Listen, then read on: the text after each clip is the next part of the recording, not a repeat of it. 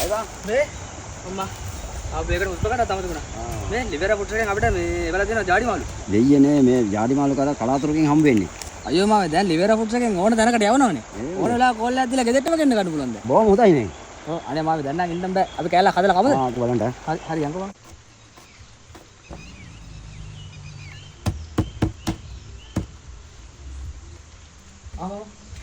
ආදේ.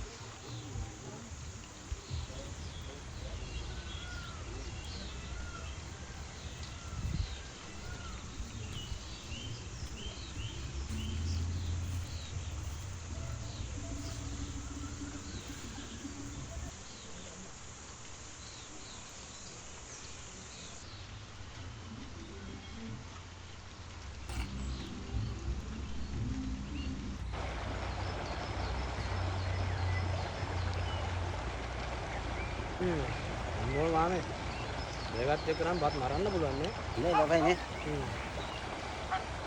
කොහෙද පුතා යන්නේ? මං තා ජාඩි සම්පූර්ණයක් දාගෙන යනවා. ආ අරගෙන ආ.